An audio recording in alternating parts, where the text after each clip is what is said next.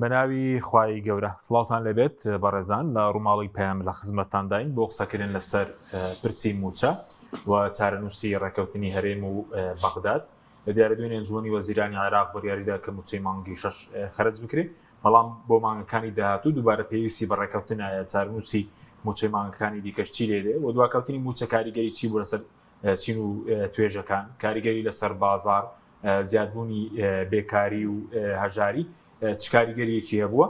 ئەم پرسانە لە ڕووماڵی پێیان قسەی لەسەر دەکەین لەگەڵ هەرێک لە بەڕێزان مامۆستا سادە عوسمان وتەبێژی یەکێتی خانەنشینانی کوردستان و مامۆستا دلێر محمود ئابوورناسی و پەرلەمانتاری پێشووتری کوردستان و دکتۆر ئەمجەد محەممەد مامۆستای زانکۆ سوپاسی ئامادەبوونتان دەکەین زۆر بەخێر بێن مامۆستاگە لە بەرزستانەوە دەست پێ بکەین باسی دۆخی خانەنشینان بکەین ئەنجومەنی وەزیرانی عێراق بەریاریدا موچەی مانگی 6 بنێردرێ تاکو ئێستا نەدراوە کامڕۆ چوارشەمەیە بازەکە سپەیان ڕۆژانی داهاتوو بنێردرێت دۆخی خانەنشینان چۆنە لە دواکەوتنی موچە بەناوی خوای بەخشندەی میهرەبان سڵاو لە بەڕێزتان و لە بینەران و لە هەردوو میوانی سپاسی ئازیز کە لەم بەرنامە پێکەوە ئامادەین وڵای لە ڕاستیە دۆخی خانەنشینان ئەگەر زۆر وەکو خەڵکیش بێ هەر زۆر خراپە بەڵام خانەنشین تاوان خراپترە لە خەڵکی تر بۆ چونکە یەکەم چۆتە تەمەنێک کە هەرچی نەخۆشی درێژخایەن هەیە بە دەورایەتی ئەوە یەک دوو لە تەمەنایە ناتوانێت کارێکی تر بکە ناتوانێت چۆتە تەمەنێکەوە نە ئەکرێ کاری تر بکەوە نە هەیشە بیکەوە نە ئەتوانێت سێ مناڵی گەورە بووە هەموو مناڵی ئەوان بە زۆربەی لە قۆناغی زانکۆ لە قۆناغی دواناوەندی و ئەمانەیە کە ئەوەیش لەم ڕۆژا خەرجێکی زۆری ئەوێ ئەم هۆکارانە وای کردووە کە خانەنشین لە هەمووان بەڕاستی باری ژیانی قورستر بێ بە تایبەتی کە لە وڵاتی ئێمە ئەوەی کەسی کە موچەخۆر بوو بێ پێشتر چونکە ئەم هاتوو نەهاتە نەبوو موچە لە کاتی خۆیان دراوە خەڵک تەنزیمی ژیانی ئابووری خۆی وا کردووە بەپێی موچەی ئەو مانگە خەرجی خۆی کردووە مانگی داهاتوو خەمی نەبوو مانگی داهاتویشی مسۆگەر بووە گەر تۆزێ بگەڕێنەوە بەداخەوە بۆ پێشتری زەمەنی حکوومەتی کوردی خۆمان بەداخەوە ئێمە من چەند جارێک دابڕاوم لە وەزیفە لە زەمانی زووە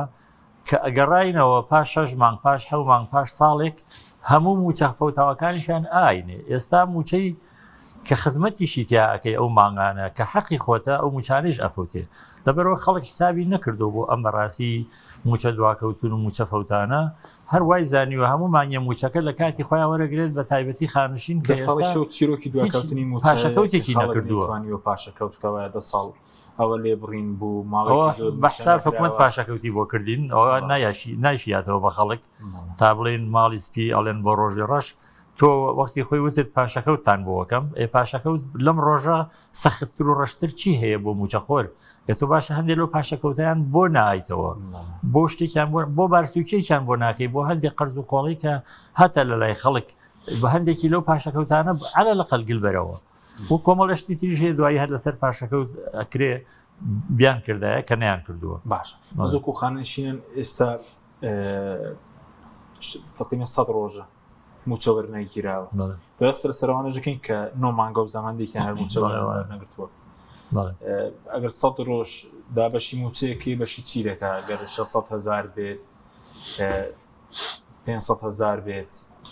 وڵی کاک حەکیم هەر خۆی وەڵامەکە لەو پرسیارەکە دەست دەکەوێت یعنی تۆ 100 ڕۆژ موچەیەکی کەم و کورتیت هەبێ 500,000 ئەویش کە لەم ئەخیرا بەهۆی ئەو هەموو جوهدەی کە ئێمە وەکو یەکێتی خانشینان کردمان و سکاڵا لە محکەمەی ئیتیحادی و پاش 10 ساڵ لە خۆلێ گێلکردن لە حکوومەتی هەرێم و دەربارەی هاوتاکردنی موچەکانمان بە باقی شوێنەکانی تری عێراق شتێک ئەندازەیەک جیاوازی فەرقێک دروست بوو لە موچەکە بەڵام وەکو پێشتریش لەگەڵم برانە لەسەرەوە باسی ئەومان کرد ساڵانە 2 مانگ و 3 مانگ و مانگێک و لە موچەکان نایەن بە خەڵک یعنی چێژی ئەو زیادکردنیش یان بڕین نەما ئەویش بەڕاستی اینجا تۆ موچەی خەڵک جاران 200 و ێستا بڵێن چۆتە 500 ئایا 500,000 بە 3 مانگ جاری بیەیتێ ئایا بێ چی بڵێ وەڵڵای ئێستا کە ئەڵێن موچەی مانگی شەژێت من دڵنیام هەندێک لە موچەخۆران چۆن ئەڵێ خەمەکانیان تازای بێتەوە چونکە بیرەکەنەوە بێنەوە بە قەرزە یعنی مناڵەکانیان داوای شتیان لێ کاڵێن باوکە موچە دۆرگرت ئەوی شەڵێ موچەکەم داوەتەوە بە قەرزە من خەڵکە ناسم نەک هەر موچەکە بەڵکو زۆر زیاتر لە موچەکەیش قەرزی کردووە گیان بۆ ئەم کۆمەڵگەی ئەمە کۆمەڵگەیەکی بەڕەحمە خەڵی خزمایەتیە فامێ دینی هەیە لە بواری کۆمەڵایەتیەوە تا ئەندازەیەکی باش بەڕاستی تەونی کۆمەڵایەتیمان بەهێزە ئەگەر ئەوە نەبوایە بەڕاستی ئەم میلەتە کەوتە بوو و ئەگەر ئاوا بڕوا و بەردەوام بێ ئەگەر ئاوا بڕۆ بەردەوام بە خەڵک بەرگەی چەندمانێکی تر ناگرێ ئیتر ینی بەڕاستی شتەکان یعنی ئەتەقێتەوە خەڵک ناکەن تەحملی ئەم وەزا بکە وەزع زۆر خراپە لەبارەی ژیانی ئابووری و ژیانی دارایی ئەو خەڵکە و موچە و نەبوونی و من خەڵکێکی زۆرە ناسم ئێستا سیارەی هەیە نە ئەفرۆشرێ هیچی بۆکە وەنە ئەشتوانێ بەکاری بێنێ لەبەر خاتروی ناتوانێت هینی بکە مەصرفی سیارەکەی بکە مەسەلەن شتی پێویستە نایکڕێت تەنها خۆراکی ڕۆژانە ئەوی شتێکی بەسیط دوکاناری گەڕەکەکان ئێمە کە لە گەڕەکەکانین هەمویان خەریکە دایخەن زۆر بەیان ئەڵێن هیچ کەس نایشتمان لێ بکڕێ بڕۆ بازار سێری بازار بکە قەرزیش خەڵک خۆ تا قیامەت ناتوان هەر قەرز بدا ئەبێ بییتەوە وەنیە لەبەرەوە لەزەتێکی تیانەماوە بەڕاستی یعنی ئێمە کە دانیشین قسەیەکەین برینەکان ئەکولێنەوە خەمەکان تازە ئەبنەوە بەڕاستی دەردەسەریەکان سەر هەڵیانەوە بەداخەوە ینی لە وەزعێکی زۆر خراپایی دوایی لەسەر و خانیشتیان قسە دەکەین کە نۆ مانگە بزانم هەندێکیان لە مانگی دوانزەوە بە مانگە موچیان وەرنەکەماتت مامۆستا دلێر جەناب بشن بەخێر بێ دەمەوێت ئەوەی ڕێز پەیوەست بە ڕێکەوتنی هەرێم و باغداد بۆ جێبەجێ ناکرێ بە تەواوەتی ئێمە دەبینی کە لە حەفتەی حەوت مانگێک و زیاتر لە مانگێک و نزیکەی دەڕۆژ ڕێکەوتنەکە کرا کەڕادەستکردنی نەوت بوو 280,000 بەرمیل کە پێشتر بەوەی درۆنەکان وەستا وێستەگرێت بە حاڵەتی یاسای خۆی داهاتی ناوخۆ و تا ئێستا ڕێکەوتن نەکراوەوە ئەوەش نەرمیک نوێنراوە بۆ موچەی مانگی 6 ئەی بۆ موچەی مانگەکانی دیکە سپاس بۆ بینەر و بیسەرانی تەلەڤیزیۆنەکەتان و بە خێراتنی هەردوو میوانە بەڕێزەکە شتەکەم بەڕاستی ئێمە ئەم شتانێک کە ئێستا ڕوایەتە گەڕێتەوە بۆ ئەوەی کە لە کاتی لە ساڵی 2024 و 25 کە یاسای بودجە بۆ 3 ساڵداندا ئەو شتانی کە ئێستا باسەکرێت لەلایەن چی وەزارەتی دارایی حکوومەتی ئیتیحادیەوە چ لەلایەن وەزارەتی دارایی ئەو شتانە هەمووی لە کاتی خۆی ئەگەڕێتەوە بۆ ئەوەی کە کاتێک ئەو بودجەیەدا ڕێژراوە حکوومەتی هەرێم کەم تەرخەم بووە یاخود حکوومەتی هەرێم گوێی نەیاوەتێ کە بڵێ من نابێت تەنها بۆ ئینساڵ ئیشکەم بەڵکو نەئەبواە وەکو سەرۆکی وەکو حکوومەتە بواە ئیشی کردایە کە ئەو نوێنەری خەڵکە کە نوێنەری خەڵکیش بوو ئەوە لەو کاتا مناقەشەی ئەمانەی ئەم مناقەشانەی کە ئێستا چەند مانگە ئەکرێ بۆ مەسەلەی ڕێکەوتن لەسەر موچە و بۆ وای لە هاتووە ئیتر بودجەی ئیسیسماریمان هەر لە بکرچوەتەوانەیە پرۆژەمان هەر نەماوە تەنها شەڕی موچاکەین ئەمە شەوەیە لەو کاتا لە کاتێکا کە پرۆژە یاسای بودجە چۆتە پەرلەمانەوە بۆ ئەوەی بێتە یاسا لەو کاتا کۆمەڵی حاڵ بەسەرمانە تێپەڕیوە بەسەر پەرلەمانتارانی هەرێمی کوردستانە بەسەر حکوومەتی هەرێمی کوردستانە یەکێک بۆ نمونە لەو خاڵانە کە تایەتی لە مادەی 12 هین لەسەرەوە تاکیل لەسەرەوە کراوە کە ڕۆژانە 400,000 بەرمیل بنێرێتە دەروانێ و هەروەها ئەو نەوتەش پێویستە لە ڕێگەی سۆمەوە بنێرێتە دەرەوە کە بە ئیتفاقی وەزارەتی نەوت و وەزارەتی سامانە سروشتیەکانی هەرێمی کوردستان بێت و هەروەها کە بە ئیتفاقی سۆمە بیفرۆشێ و سۆمەوە تەنها تێچووی دەرهێنان و لەگەڵ نەقڵکردنەکەی بدات ئەمە هەر خۆی لە یاسای بودجەی ساڵی 2025 ئەمەی تایە لە هەمان کات 400,000 تەسلیمکەن بەڵێ ڕۆژانە 400,000 بەرمیل ئەبێ ڕۆژانە تەسلیمیکەن لە هەمان کاتیشە ئیشارەت بەوە دراوە هەلۆ مادەیە کە داهاتە نانەوتیەکانیش تەسلیم بکرێ بە حکوومەتی عێراقی بەپێی یاسای کاریگەری و دارایی ئیتیحادی ئێمە هەردووکی ئەگەر تۆ بێت و لە ڕوو قانونیەوە بۆی بگەڕێیتەوانێ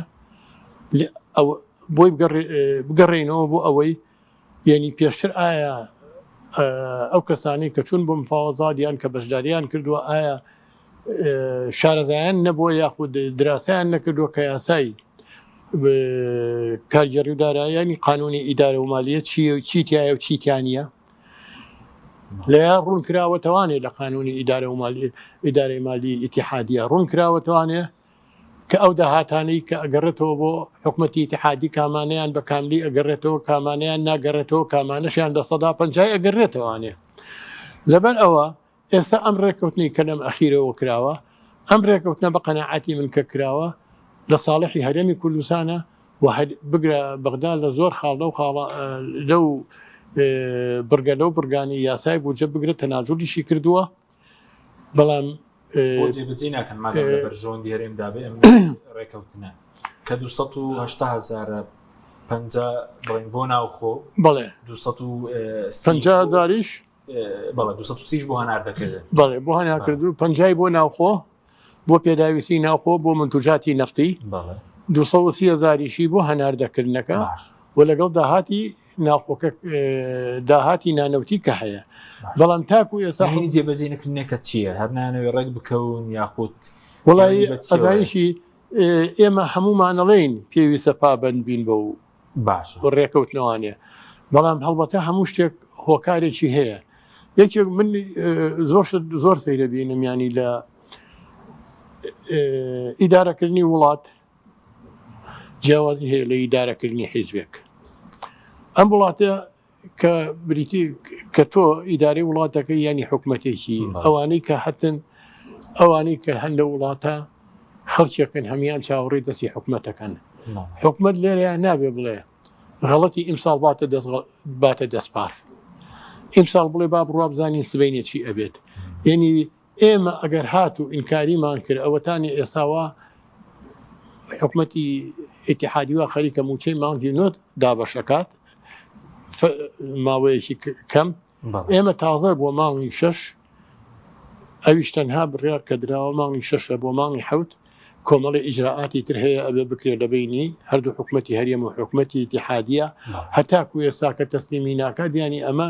ئەگەڕێتەوە بۆ ئەوەی کەمتەرخەمە حکوومەت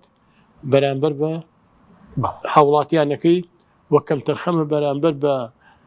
خۆشگوزارانی ژیانی خەڵکی چونکە مەسەلە لێرە حەزەکەم ئیشارەتێک بە شتێک بم مەسەلەکە ئێمە ئەڵین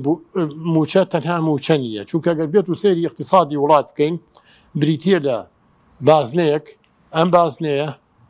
موچەی تایە بجێ ئیسیسماری تایە بە پرۆژەکانەوە و بەرهێنانەکانەوانێ و اینجا لەگەڵ ئەوە بازاڕیش ئەگەر بێت و ئێستا ئەوەتانێک کە خۆمان نەبینین ئەوە دەفکرمان چۆتەوە هەر باشی داوای بجێی و بەرهێنان بکەین تەنها داوای موچە ئەەکەین لە موچەکە یعنی کە هەموو تەشغیلەکەش نییە تاکو بجێی تەشغیلەکە شەمووی نییە تەنها بەشی موچەیەتی ئەمە خۆی لێرە ئەگەر بێت و ئێمە تەماشەکەین تەنها موچەخۆر زەرەر ناکە موچەخۆر بەڵە زەرەرێکی زیاترەکە بەڵام بازاڕیشی سیس کردووە وەکو مامۆسا ئیشارەتی پێکاڵە دوکاندارەکانی زۆربەی دوکاندارەکان هاواریان نەبرز بۆتەوە بازاڕیان نییە کاسپیان نییە یعنی بەو شێوەی وکو کوردەواری خۆمان زوو پێ ئەوت بازاڕەکەمان بۆ بە بازارکەوەر یاخود کەوەر بازار وەختی خۆی ئەگەر بازار خراپ وایە و کاسپی کەم وایە و دەستکەوتی خەڵک کەم وایە پیانەوت ئەیان و چۆنیان و کەوەر بازارە دێمەوە خزمەت مامۆستا کاوتۆر ئەمجد جەنابشە خێر بێ سوپاسیان لە دەبوون دەکەین دەمەوێستنجی بڕۆژ بزانم لەسەرەوەی کە بۆ ڕێک ناکەون و بەسەرەوەش کە ئێستا حکوومەتی ماوە بە سەرچووی هەرێم مانگێکە کۆنە بۆتەوە گوایە سەرۆکەکەی لە دەرەوەی وڵاتەوە لە ئەمریکایە بۆ گەشت و ئەوانە دەکرێت لە بارودۆخەدا ئەوانەی کە بڕیار بەدەستن خۆیان لە گەشت بن و ئەوە حاڵی موچەخۆران بێ کۆبوونی حکوومەتی شەر نەکرێ و یەکلا نەکرێتەوە ئەوەی کە لەگەڵ بەغدا ڕێکەوتنی کۆتایی بکرێ بەڵێ بەناوی خۆی گەورە منیش زۆر ڕێز و سڵام هەیە بۆ دیوانە بەشدار بۆکان و هیوادارین بتوانین گفتوگۆیەکی مەسوود کە خەڵک سوودی لێوە بگرێت و خەڵک و شار بێتەوە لە ڕاستیە ئەو گرفتەی کە بەردەوامە ئێستا و خەڵک بە زۆری توانی بڵێ زۆرینەی زۆر سەتا 90 تا 95 خەڵک معاناتی هەیە بەدەست ئەو دواکەوتنی موچە و چەق بەستووی بازاڕەوە هەموویە گەڕێتەوە بۆ سیاسەتی نادروستی ئەم دەسەڵاتەی کە نەیتوانیوە و ناتوانێت یاخود نایەوێت ئەو داهاتوو ئەو بەرهەمانی کە لە بەردەستایەتی و ئەو پێگە سیاسی کە هەیەی لە ڕاستیە لە خەمی خەڵکا بەکاری بێنێ بەڵکو هەمیشە لە بەرژەوەندی و درێژبوونەوەی دەسەڵاتی خۆیان بەکارێنێ ئەمە گرفتە سەرەکیەکەیەکە ئەبێدان پیا بنرێتەوە بێ بە سەراحەت بوترێت یعنی ئێستا ئەوەی کە ئێمە ئەیبینین موچە دوا ئەکەوێت معقول نییە ئەمڕۆ تۆ بۆچی 120 میلیارەکە نانێریت بۆی هیچ نەبێ بەیانی پێنجشەمە ئەویش بینێرێت تۆ لیستی موچە ڕابگەیەنیت جمعە موچە دابشکی هیچ پاسایك نبینی بۆ ڕادەشەمە موچە دابشکەی کە خەڵک هەموو ئەزانی یعنی دەقە بە دەقە خەڵک لە لێواری تیاچوون و تێکچوونی دەرونی و حاڵەتی تەواو ناڕەحەتایە قەرز ناخی هەژان ناخی وێران کردووە خەڵک پەیوەندی کۆمەڵایەتیەکانی تەواو لاواز بووە کەس ناتوانێت ئەچیتە ئەو بازاڕاڵی خۆڵی مردووی بەسەراکراوە 4 جوڵی تیاابێ ئەویش ئەگەر سیرکەی لەوانەیە عەرەب بن یا مەسەن خەڵکێکی زۆر ئەجنەبی و لە وڵات خارجەکانەوە هاتبنەوە یعنی ئەمە ئایا نابینرێت نازانرێت یا بێ باکیە بێ منەتیە لە خەڵک و خاڵێکی تری گرنگ ئەوەیە کە بەداخەوە بەردەوام کێشەی تر دروستەکەن بۆی تۆ کێشەکانی تری بیر بچێتەوە یعنی سەوە ئەوە معقولە ئێستا خەڵگەر باسی ڕووداوی سلێمانی ڕووداوی سلێمانی بۆ لە بیربردنەوەی موچە باردۆخە ئێستا کە 3 مانگە موچە نادرێت و مەترسی ئەڵێن لەوە چێمە ئاخر موچە بێت ئەزانی چه گرفتێکی تری بیرە باتەوە گرفتی مانگی 12 کە ئێستا کەس باسی ناکات کە تۆ ساڵی ڕابردوو مانگێکی وەرنەگرت تەواو خەڵگەر باسی ناکە بیری چۆتەوە یعنی ئەمانە وەکو بڵێ ئەڵێ وەکو بڵێ لە قوتابخانە و لە زانکۆکانی چاواشەکردنی خەڵکە دەرسیان خوێندووە کە ئەبە شێوەیە قەیران ئێنە دەست قەیران و گرفت و ڕۆژ بەڕێ ئەەکەن و ئەو خەڵکەش بەڕاستی نازانێت چی بکات خۆپیشاندانە سوودی نییە مانگرتنە سوودی نییە خۆی تەنانەت بەسن خۆپیشاندان سازەکە خۆی دای ئەمریکانێتەوە خۆی تەنانەت لەگەڵ ڕێزمایانی حیزبی ئۆپۆزیسیۆن دروستەکات خۆی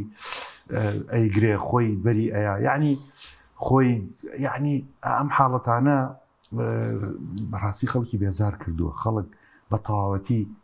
ئەوەندە بێزار بۆ تااقەتی قسەشی نەماوە بە یەکو مامۆستا سادق وتی لە لێواری تەقینەوەیە بەزەوەی کە پێویستە کاربەستان لە دەرەوەی وڵات بن حکومت کۆنە بێتەوە لەو گرفتەوە چۆن دەبینی پێم وابێت ئێستا پێدوانێ دەبێتەوە چی بڕیار بەدەست بڕوا بۆ حکومت دەڵێن لە ئەمریکا دوای وتیان نەخێر هەر ئەسڵن سەفەری ئەمریکای نەکردووە پیشانی ناکرێت مانگێکە ئەفو دوای ئەڵێن هاتوۆتەوە بۆ نەمسا لە نەمساوەڵێن هاتوتەوە بۆ دووبەی یکاکە وەرە بەلای حکومەتەکەتەوە بۆچی نەیتەوە بزانی چی ئەوەتاوە چەند چوارشەمەی هەر کۆبوونەوە ناکرێت من پێم وابێت نازانێت کۆبوونەوە بکات لەسەر چی بڵێت یعنی ئەوە بەغایە جوابی نایەتەوە بەڵام لەم ڕۆژانە خەڵکی دڵسۆز و خەڵکی خەمخۆر پێشنیاری جوانەکەن ئەڵێن کاکە ئەم کێشەیەکە لەگەڵ بەخا هەیە بە من ناکرێتەوە مدیر عامێگە نێری یان ڕاوێژکارێک ئەنێری ئەبێ بەرپرسی باڵا بڕە بێ وەزیر بڕە ئەمە وەک ئەچنە بەردەمی تەیفسامیدا ئەنیشن وەکو تەلەبە ئەویش شتیان بەسەرە فەرزەکە وا بکەن و وامەکەن ئەو بێن و یعنی هەموو بۆ بە نوکتە کە ئەڵێن ئەبێ باجی سەرتاش بێنیت و دەمێڵێ باجی ئەوە بێنە و ئایا مەسەرەن باجەکان باج و ڕسومات بریتە لە داهاتی فیدرالی ئێمە لە قانونەکە دیارە ئەمە چی ئەم هەموو بیان و گرتنە ئایا تۆ تەبعەنەوە هەمووی منوە ئەزانم بیان و گرتنە تۆ هێشتا وەکو بە ڕێکوپێکی داهاتی خاڵە گومرگەکان بە ڕێکوپێکی لەبەر سەیتەرەی نییە بەسەریا عێراق سەیتەرەی نییە بەسەر خاڵە گومرگەکانە ئەوەی کە داخڵ ئەکرێت ئایا هەر ئەوەیە کە یەتە ژوورەوە یا بەشێکی ئەکرێ و بەشێکی ناکرێت لەو بەشەشکە ئەکرێ وەسڵەکان چی بەسەریت لەبەرەوە بێمتمانەیەکی تەواو هەیە ئەتوانی بڵێ لووتکەی گرفتەکە بریتێ لە بێمتمانەیی لیجنە ئەنێرن لیجنە کێیە کۆمەڵێ مرۆڤن ماوەیەک مەشغوڵە بن و وە بە سەفا و مەروە ڕۆژە ئەمانە ڕۆن ڕۆژە ئەوانیان ئەویسە ئاخر شت بۆ بە نوکتە ئەوەش ینی لیژنە لەسەر لیژنە دروستەکەن ئەڵێ لیژنەوەیان داناوە لە ماوەی هەفتەیەەکە ئەگەر پێشتر 15 ڕۆژ بوو بەڵێ بۆ داهاتی ناوخۆ ئێستا کردیان هەفتەیەک ئەویش بۆ مانگی دزارێک کێش بۆ هەفتەیەکی تریش درێژ کراوە و ئەگەر چارەسەر نەکە بڵێ پرسی داهاتی ناوخۆ بچێتە محکەمەی فیدرالی بچێتە دادگای فیدراڵی باشە ئەچێتە دادگا کە ئەنەما دادگا ئەمەندە دەست و بردی هەیە و خێرا کێشەکانی چارەسەر کردووە هەموو معاناتی خۆمانە زانین بەدەست دادگاوە کە 20 جەلسەکە و بازی هەڕە دەکاتەوە ئیتر نازانم ئەگەر ئیرادەیەکی سیاسی هەبێ ئەرکەکەی سپارد بێ بە دادگا ئەوە بابەتێکی ترە بەڵام بەڕاستی سپاردنی کارەکە بە دادگا بەڵگەیە لەسەرەوە ئێوەی کە درێژە بێتەوە باشە خەڵک یعنی ئەوم 2-3 مانگە ئەبە شێوەیە مانگی حوت ئەی تۆ دەست مەجهول و خۆ ئەزانە ئەویش 1-2 مانگی کە دوعکە بەرەو کۆتایی ساڵ ئەڕۆین یعنی بۆیە خەڵک کە ئەڵێ لەوانێ موچەیەکی تر بەن و نەیەن ساڵیان تەواو کرد بەم وعدوو دواخستنە گومان دروستەکرێت کە ئەمە هەردووکیان یعنی حتا حکوومەتی بەغاش و حکوومەتی کاربڕێکەری هەرێمیش هەردووکیان متفقن کە کات درێژکردنەوە کات بەنە دەم یەک و وردەوردەوای لێبێت لەو بەینا موچە بفەوتێ ئەشزانن خەڵکەکە هیچی پێ ناکرێ و نەم مزاهرە دەوری هەبوو نا هیچ شتێ دەوری هەبوو بۆیە سیستەمێکی گەورەیە لەو خەڵکە ئەکرێت ئەمە معاناتەکەیە بۆیە بەڕاستی جێی ئەسەفە ئەم خەڵکە حەقە بوشار بێتەوە ئەمە حکوومەتەکەیەتی ئەمە بەرپرسەکانیەتی کە لە گەشتان و نایەنەوە بە دیار چارەسەری کێشەکانەوە کە مەفروزە ئێستا سەرۆکی حکوومەت بێتەوە وەفدی ناردووە بچێتە پێشەوە دابنیشێت لەگەڵ سوودانیا لەگەڵ ئەوە چکە بەعزێکی بەوانە چارەسەرە بێت هەرچەند بیستومانەکە لەوە چه ئەرکەکە بسپێرێتەوە بە نەچیران بارزانی کە سەردانی بەغا بکە و یعنی کۆتایی بە بابەتەکە بێنێ کە ئەوەش لە هەندێک سەرچاوەکان باز لەوە ئەکەن کە ئەوەش یەکێک بێت لە داخوازیەکانی ئێران کە ئەیانەیە ڕۆ بدەنەوە بە نەچیران بارزانی کە ئەو بێتەوە پێش و بچێت چارەسەرەکە بەنە دەست ئەو کە ئەوەش بۆ خۆی پەیامێکی دیاریکراوە بۆ کەسەکان و حیزبەکان و جۆرێک لە دەستێوەردان و جۆرێک لە پەیامەوە کە حەق ئەمانەتی بگەن کە ئەو حکوومەتە ئاوا هێناوێتی نەیتوانی چارەسەری کێشەکان بکە بۆیە کارکتەرەکان تۆزە ئەگۆڕن یعنی ئایا سوودانی ئەمێنێتەوە نامێنێتەوە ئەنی هەموو جارە باسی ئەومان کردووە کە ئەمانە ناگەرن نەتیجە خۆیان ئەیانەوێ ڕۆژ بەڕێکم زان دۆخەکە بەرەوچی ئەڕوا تەقینەوەیەک ئەگەر ڕوو بدا ئەگەر گۆڕانکاریەک ڕوو بدا بەهۆی هەڵبژاردنەوە بێ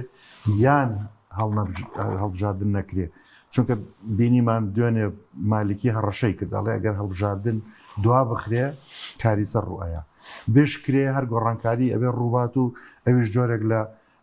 وەلاخستنی کۆمەڵی حیزب بێت یعنی کەواتە ئێمە هەر لە بینی ئەگەرەکانی گۆڕانکاری و ئەگەرەکانی گۆڕینی معادلەکانە ئەبێ چاوەڕێبین بۆیە بەناوی و شار زێباریەوە هەندێک تەسریح درابوو کە دەڵی گوای وتێتینەوە تەسلیم مەکەن بە زەڵمەکەن تەوزیحیاکەوتی من وام نەوتووە کە ڕێتی ئەچێ وتبێتی ویسە پەشیمان بوو بێتەوە ڕێتی ئەچێ پێش خۆی داڵۆزی دروست دەبێت لە عێراقی جارێڵە لە مانگی نۆیاشت دروستە بێت وەرجاری تریش هەر ئەو وابزانام ئەو بوتی لە ئێرانە درێغ وەکو معلوماتێت ئەوە ڕاست دەرچوو ئیسەشکەوە ینی بە کورتەکەی دۆخەکە لەبار نییە دۆخەکە لە بەردەم ئەگەرێکی زۆری ئاڵۆستربوونایە بەڵام ئایا چی بکەین حکوومەت چی بکە ئەم خەڵکە چی بکە ئەمە یە گرفتەکە کە چارەسەری کێشەی خەڵکو و موچە بکرێت ئەوە ئەساسە سپاس دێمە خسمەت مامۆستا سادق سەبارەت بە خانەنشینیان باسییاوانەت کە بۆ 100 ڕۆژە موچەیان وەرنەگرتووە بەس ژمارەیان چەندە ئەوانەیە کە لە مانگی 12ەوە هیچ موچەیەکیان وەرنەگرتووە ئەنی 9 مانگ بەبێ موچە ژیان دەڕوا بەڕێوە چیرۆکەکان چین لەو بارەیەوە لایەوە وەڵا دوایی ئەم پرسیارە لەبیر نەچێت دووارەی کەرەوە من تۆزێ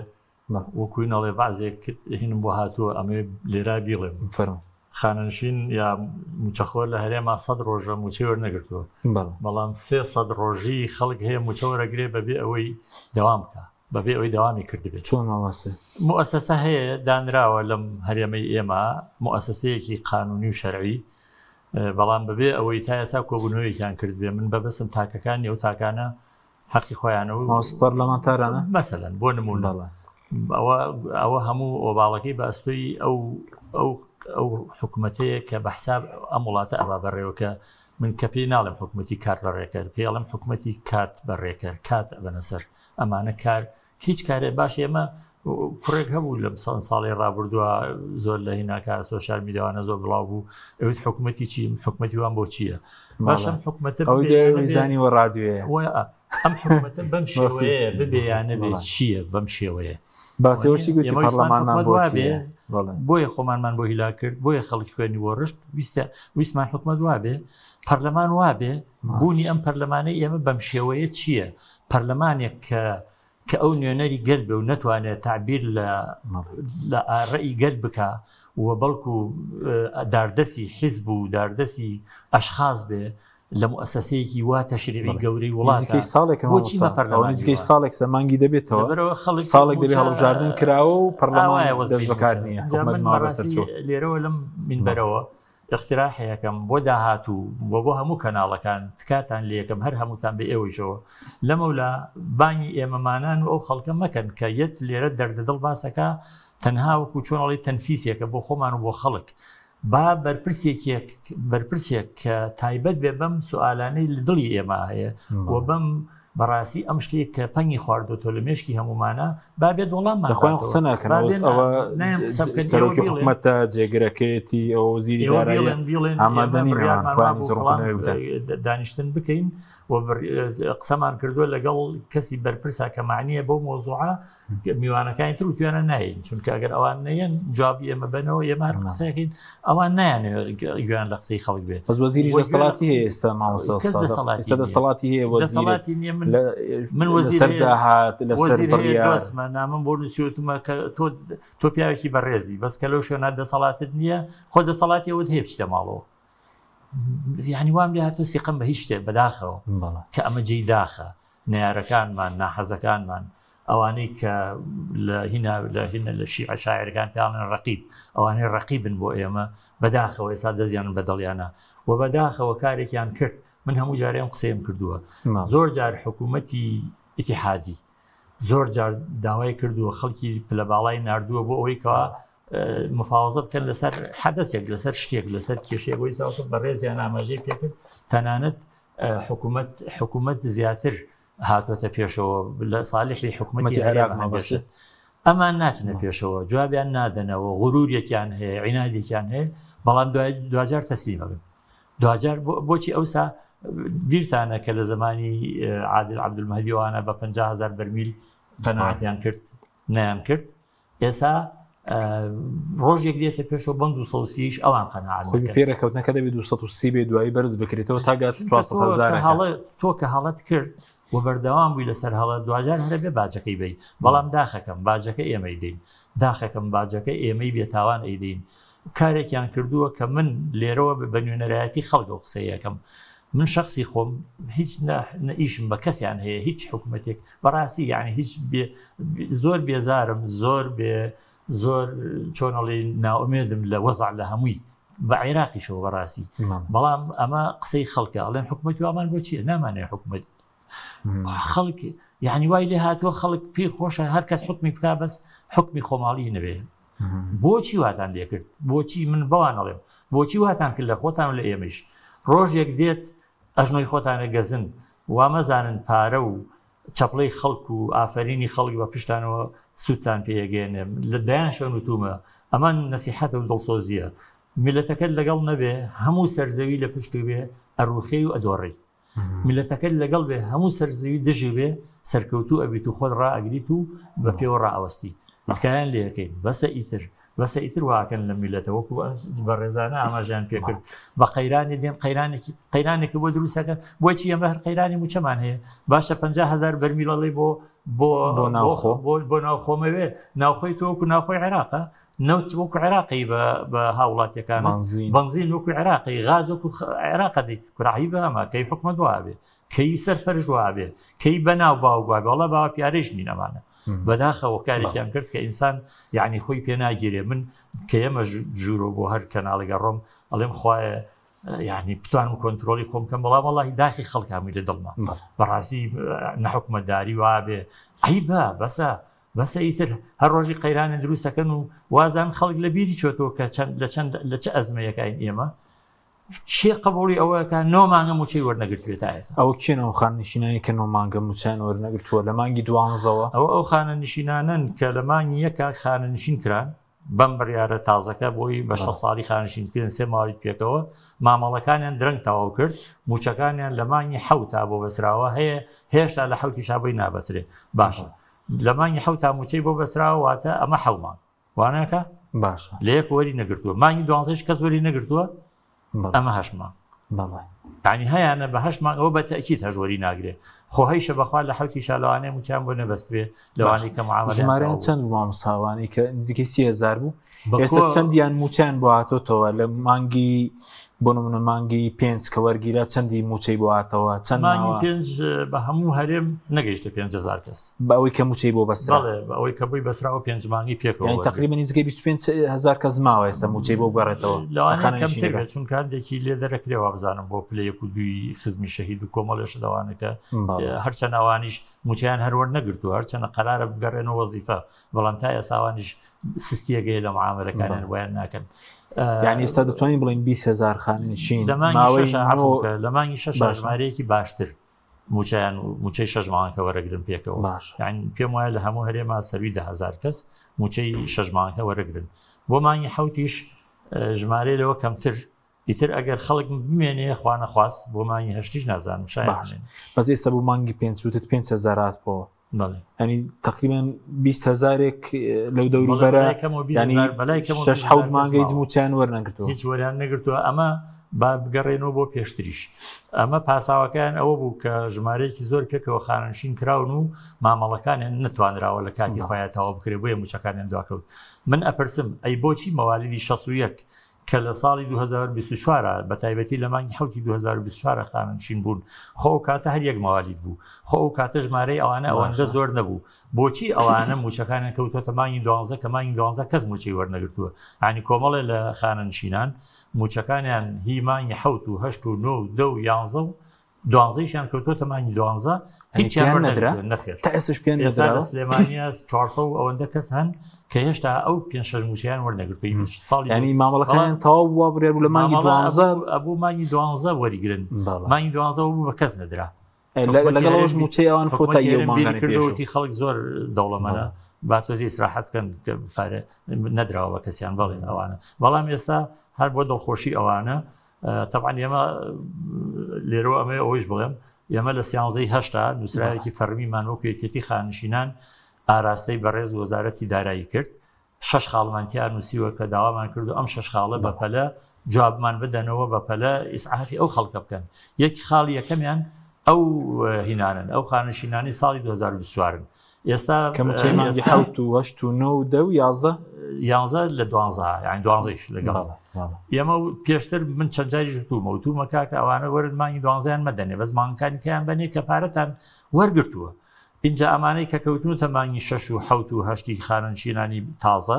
ئەوانی ژوەرن ئەو مانگیان مەدەنێ کە ئێمە ژوەرین وەرمان نەگرتووە بەس وەرن ئەو مانگیان بەنێ کە خەڵکی ئەو مانگانیان بەنێ کە خەڵکی کەوەری گرتووە بەڵام ئێستا نووسراوێک لە بەڕێوەبەرێتی گشتی ژمێریاری وەزارەتی داراییەوە دەرچووە بۆ هەموو گەنجینەی هەموو شارەکان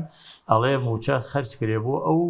خانەنشین و فەرمانبەرانەی کە موچەکانیان لە مانگی 12 بۆ بەسرا بوو ئەوەی ساڵی ڕابردوومە ئەوەی ساڵی ڕابردوو ئەمە ئومێدیەکە ئەگەر زوو جێبەجێ بکەن هەرچەنە بەپی ئەو نووسراوە بێ بە هەمومانی بن چونکە ئەڵێ هەرچی هەر موچە خۆرێک ئەڵێ هەر موچە خۆرێک و خانشینێک کە موچەکەی لە مانگی 12 بۆ بەسرا موچەکانە بۆ خەرج کرد دوای دین سەری کرامەکەش پێیان 100,000 کەش زام دوایش ئەگەر قسەمان بۆ بکەین مامۆستا دلیر سەبارەت بە داهاتی ناوخۆ ئەوەی کە لیژنەیەک پێکهێنراوە ئێستا پێ دوای بتوانین یەکلای بکەنەوە بازدەوەکەی لیژنەیەک لە وەزارەتی پلاندانان دارایی ئەمینداریەتی ئەنجومەنی وەزیران لەگەڵ هەرێم قسە بکەن و دیوانی چاودێری دارایی عێراقیش تێدا بێ ئەگەر یەکلانەکە بچێتەوە دادگای فدراڵی یەکلا دەکرێتەوە چونکە ئێستا بۆ باج دەڵێن بەغدا داوای لە 100% باجی ئەمەیە بۆ بەغدا بێ لە 150 لەسەر گوم و ڕێ کەوتون لە ڕوسوماتیش داوای لە 150 دەکا هەرێم دەڵێ لە 100% بۆ خۆمان کە ئەمە یەکلا دەبێتەوە ئەوەی کە چی ڕاستی بەغدا بکرێت چی ڕادستی بەغدا نەکرێت وەکو پێشتر ئیشارەتم پێ مامۆستا ئێمە پێشتر خۆمان موافقەتمان کردووە لە یاسای بودجەی ساڵی 2025 لە مادەی 12 ئێمە خۆمان موافقەتمان کردووەکو هەرێمی کوردستان کە ئێمە ڕازین بەوەی کە داهاتی ناوخۆ بگەڕێنینەوە بۆ حکومەتی ناوەندی بەپێی قانونی ئیدارەی مالی ئیتیحادی یعنی بەپێی یاسای کارجێڕی ئابووری ئیتیحادی. ئەو یاسا هەر لە سەردەمی دکتۆر فواد حسێنیش دەچووکە وەزیری دارایی بوو لە 2019 ئەو یاسایە دەرچوو و تعدیلاتی تێکراوە بە پێوەدا ناوخۆیەکان ئیگلا بکرێت. هەر لەو کاتەشە پەرلەمانتارانی کورد لێ بوون بۆ وەزیرەکانی کورد لێ بوون ڕازی بوون بەوە لەبەر ئەوە حکومەتی عێراقی ئێستا هەچی لیژنەیەکیش کە دروستەکە ئەو لیژنانە بۆ داهاتی ناوخۆ هەر پشتە بەستێ بە یاسا پشتە بەستێ بەچی بە یاسای کارگەڕی دارایی و پشتە بەستێ بە یاسای بودجەی ساڵی 2025 ئەمە کاتی خۆی هەرێمی کوردستان خۆی غەڵەتەکەی خۆی کردووە کە پێویستی نەئەکرد لەو کاتە بڵێ پشتبەستوو بە قانونی ئیدارەی مالی ئیتیحادی و پێویستی نەئەکرد هەر لەو کاتایەکی تریش هەر لەو غەڵەتانەکە کردومانە بڵێ بودجەی هەرێمی کوردستان ڕەکەی بە پێی خەرجی فعلی بێت خەرجە کرداریەکان بێت ئەوانە کە کراوە ئەبێ بگەنە نەتیجە ئەگەر بێت و نەگەنە نەتیجە وەکو حکومەتی عێراقی خۆی ئیشارەتی پیاوە ئەو کاتە ئەچێتە دادگا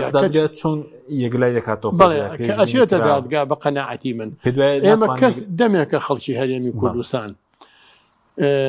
بەداخەوە کە ئەوە شتێکی زۆر ناخۆشێڵم دەم یعنی زۆر سەیرە لە پاشەوەی کە ئێمە ئەوانەی کە تەمەنیان هەیە ئەوانەی کە تەمەنیشان نییە بیستیانە کە دینیانە حکوومەتەکانی پێش ساڵی 1990 کە لە کوردستانە حکومیان کردووە چ زاڵم بوون چ پیاوکوش بوون چ درڕندە بوون چ دش بە کورد بوون دش بە هەموو مافەکانی گەری کورد بوون بەڵام بەداخەوە کە ئێستا ئەبینی خەڵکێک وای لێ هاتو خەڵکانێک کە ناحەقیشیان ناگرم من زۆر کەڕەت یعنی حکومەت وا لە خەڵکانێ بکات بێت بڵێ حکومەتی پێشوو باشتر بوو ئەمە ئەوە نییە حکومەتی پێشووی خۆش بوێت بەڵام برسێتی پێ ئەکات قەرزاری پێ ئەکات بێهیوایی پێی ئەکات بەڵێ نعادالێتەکەش لە بینی دەسەڵات و خەڵک بڵێ ئەو نعادالەتی ئەو ساکە بڵێ اینجا ئێمە هەتاکو ئێستا وازانم چەند مانگە باش ساڵی شەبێ زۆربەی خەڵک کرد داوای ئەوەکات ئەڵێ کە قەراری محکەمەی فیدراڵی قەراری محکەمە کە دەرچووە بۆ ئەوەی موچەی موچەخۆرانی هەرێمی کوردستان بات ئەوێ بیدات ئەگەر حکومەتی ئیتیحادیش بە دوای بیانوان ناگەڕێ هەموو جارەوە تومانە خۆ موچەخۆران تاوانبار نین موچەخۆران نیانوتۆ ئێمە داهاتی نایەتوە ئێمە نەوتەکە تەسلیم ناکەین نیانوتۆ ئێمە داهاتی نانەوتی نانێرین بەڵکو حکومەتە داوا کراوە کە شکال بکرێت لە حکومەت یعنی پێویستە ئەو موچەیە خەڵکە بابینێرێ حکومەتی ئیتیحادی کە خۆشیان زۆر گەندەڵن بەڵام زۆر کەڕە لەبەر گەندەڵەکانی خۆیان هەموو جارێ تومانە نایانێ بیەن بە دادگا بابیەن بە دادگا چۆنی ئەچێت با پێی بچێت بەڵام گرنگەوەیە یارمەتیم بەتخوا بڵێ لە دادگا زوویەک لابێتەوە کاریگە لەسەر موچەنەبێ زووی پێ درا بە دادگا زوویەک لابێتەوە زووی پێ بچێ و درەنگی پێ بچێ بە پێی قەراری محکەمەی ئیتیحادی پێویستە ئەو موچەی خۆی بابە خەڵک ئەوەی کە هەیە بیدا بە خەڵک ئەگەر بێت و ئەوانیش گەندەڵیەکەیان زیاتر نەکەن ئەوانیش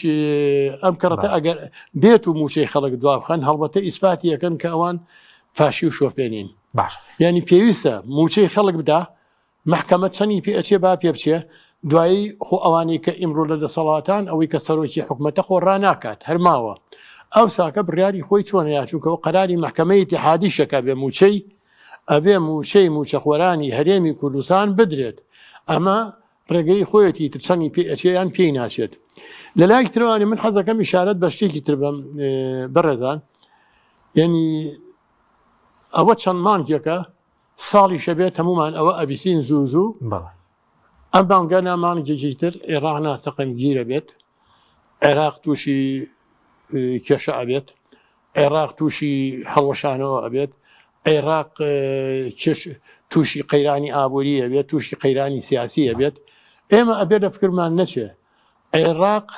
دەوڵەتە و ناسراوە لەنتەوە گرتوەکانەکو دەوڵەتێ ناوی عێراقە ئیتر ئەم حکومەتە تووشی قەیرانی اقتصادیە بێت تووشی ناسەقامگیری سیاسی بێت تووشی هەر کێشەیەکی ناوخۆیی بێت ئەمە عێراقە ئەگەر لە جیاتی سوودانی هەر کەسێکی تر بێ بە سەرۆکی حکومەت و هەر پێکاتەیەکی تر لە عێراقا بێت دەسەڵاتی سیاسی لە عێراقا بگرە دەست و سەرۆکی حکومەت دابنێن ئەوی شەرەگەڕێتەوە بۆ دەستور لە دوجارە هەر ئەگەڕێتەوە بۆ جێبەجێکردنی دەستور ئەو دەستورەی کە ئێستا هەیە ئەگەڕێتەوە بۆ جێبەجێکردنی قانون کەواتە ئەو کاتە ئەوی تریش ئەو بێت و وەکو چۆن دیمان لە پێشتر مالیشی بێت و عەبادی بێت و سوودانی بێت و پێکاتەیەکی تری عێراقیش بێت هەر هەمان مامەڵە و لەگەڵا ئەکاتەوە کە تۆ هەیە ئێمە ئەبوایە یعنی بە شێوەیە وەکو حکومەتی هەرێم لەبەرەوەی چەند ساڵ بوو دایان ساڵ بوو چاوەڕێ ئەوەمانە کرد کە حکومەتێکی کوردی دروست بێت و دەسەڵاتێکی ناوخۆیی ئەبوایە زۆر زیاتر زۆر باشتر زۆر چاکتر ئێمە هەرزوو کەوتمان کردایە بە حیاتمان خەڵک بیری لەوە نەکردایەتەوە بۆ حکومەتی ڕابردوو ئەمەیەک و ئەبوایە ئێمە چاوەڕێ ئەوەمان نەکردا بەس حکومەت نیشتیمانی بێ خەڵک خۆی ئینتیمای نیشتیمانی و نەتەوایەتی لای خەڵک خۆی بواە ئەبوایە خەڵک ئێستا داوای ئەوە کردا کە دەوڵەتێکی نەتەوەیی هەبێت نەوکو داوای ئەوە بکات تەنها موچەی ئەوێ لەبەرەوە هەش پێکاتەیەکی تریش بێت هەچ کەسێکی تریش بێتە سەر حکومەتی عێراق تەشکیل لەبێ هەمان مامەڵەی ئێستا کاتوە لەبەرەوەی پاڵپشتە بەستێ بەچی بە یاسا و بە دەستورەکەم سپاس دەکەم مامۆستا ئەو مەسەل نزیکبوونەوەی هەڵبژاردن کاریگەری هەیە لەسەر ڕێککەوتنی یا ڕێککەوتنی هەڵبژاردننی پەرلەمانی عێراق لە مانگی 11 چێوەی کە سوودانی بێن نەوێرێ زۆر نەرمی بنوێرە چەندە مانگەش نەرمیان نواندووە وەکو بانگشێک چی لێرە نەیانەوێت نەوت ڕادەستکەن و داهاتی ناوخۆڕاستکەن بڵێن سەرۆک وەزیرانێکی دیکە دەی ڕەنگە لەگەڵمان نەرمتر بێت زۆر بەداخەوە ئێستا لەم سەردەمایە بە شەخسەنەکردنی کارکتەرەکان ڕۆڵی گەورەیان بینیوە یعنی ئێمە لەسەر ئاسی جیهانیش قسەکەین کە ئێستا سەرۆکی ئەمریکا لەم سەردەما کە ئێستا ئەم 4 ساڵە ترامپە جۆرێک لە گۆڕانکاری و جۆرێک لە بڕیار و جۆرێک لە مامەڵە و جۆرێک لە جموجۆڵی سیاسی و معادلە سیاسیەکان و سراعەکان لەسەر ئاسی جیهان لەگەڵ رووسیا لەگەڵ سین جۆرە مامەڵە ئەکرێت لەگەڵ خەلیج و لەگەڵ غەزە و فەڵەستین و یعنی ئەم کەسایەتیە مەبەستمەوەیە هەر ئەمەش جاری وایە لە منطقەکەی خۆشمانە ڕەنگی یاوەتەوە کە ئەو سەرکردە و کاری زمانەی کە ڕۆڵیان ئەدرێتەیە دەوریان هەیە لە یەکلاکردنەوەی کێشەکان وە جێدەستیان ئەبێت بۆیە بەداخەوە یعنی کە ئەمە دوورە لە موەسەسی بگرێت زۆر جار مەسەڵەن ئەم شەخصانیەتە بەرەو ئەوە ئەڕوات کە تاگڕەوی دروست ببێت چونکە ئەو کەسە کە بڕیار ئەدا لە سەردەمی خۆیان یا بە میزاجی خۆی کۆمەڵە گۆڕانکاری دروستەکات بەرامبەرەکان چاوەڕێ ئەەکەن ئەو لاچێت یعنی کورتتر و سادەتر بێڵم یعنی ئێستا بۆ منە سراعی ئەمریکا لەگەڵ ئێرانە یعنی لەم سەردەما تون بووەتەوە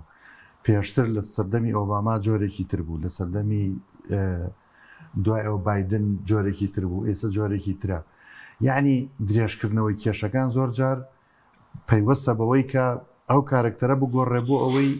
منفەزێک و ئێستاوی پێست بە موچە ئەمەشی کە ڕەفتە بە عێرانی بە هەڵبژاردن و گۆڕینی سوودانی و دیاخود دەبێتەوە بە سەرۆک بەڵێ ئەمەش زۆر ڕەبتی هەیە ئەو سەرۆک وەزیرانەی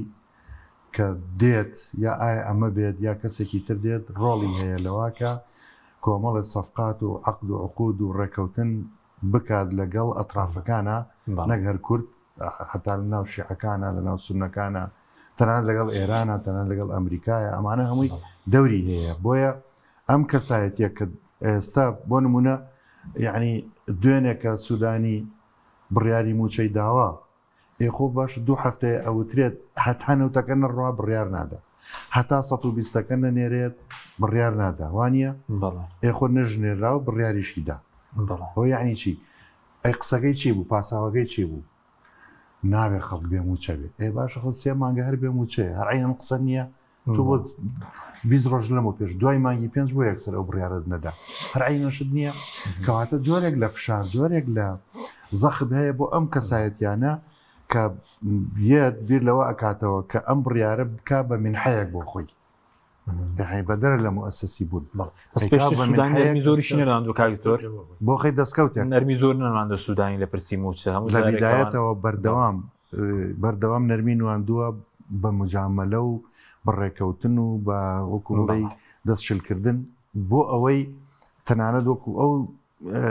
ئیداری دەوڵەتە کە هەن و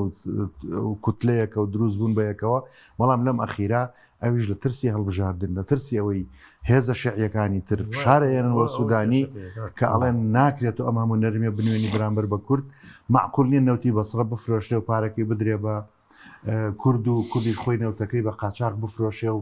ڕۆژانە ئەمە هەموو تەنکەرە ئەچێتە دەرەوە یعنی ئەمە قوبوڵ نەکرالی بۆیە ئەوش دەستی تون کردەوە بەڵام ئایا ئەم دەست شلێشی بۆ نمونە ئێستا نەوتەکە ئەڕۆیان ناڕۆ ڕێککەوتنی نێوان کۆمپانیەکانی ئەپیکور ئەوانەی کە ئەبیکۆکە نەوت دەرێنن و نەوت تەسویقەکەن و ئەیفرۆشن ئایا ڕێککەوتنی ئەوانە لەگەڵ حکوومەتی بەغا لا هێزال ئەوە خۆماوە یعنی ئەوەش هەرچەند لەسەر وەرەقە هەندێک شت نووسراوە بەڵام ئایا جێبەجێ ئەکرێت یەک قسە هەیە زۆر گرنگە بەداخەوە کە حکوومەتی هەرێمی کوردستان ڕێز لە ئیمزاکانی خۆی ناگرێت بڕیار ئیمزاکە ڕێککەوتن ئیمزاکە کە من ئەوەنە ئەنێرم ئەوە وا ئەەکەم دوای یەد لە وردەکاریەکە بە دوای پاساوێکە ئەگەڕێکە جێبەجێ نەکە ئەم قسەیە بۆ حکوومەتی بەغاژە ڕاستە ئەویش بە هەمان شێوەکە یەد ئەڵێ من ئەم قانونە ئەبێت جێبەجێکەم بەڵام کە یێتە سەر جێبەت یعنی قانونی فیدرالی محکمەی فیدرالی نەوترا ئەبێ موچە جیاب بکرێتەوە لە ململانەی سیاسی ئەم قانونە نابێت جێبەجێکرد بەسەر سوودانیشە کاکە ململانەی سیاسی جاب کردەوە تۆ موچەی خەڵکەکە بە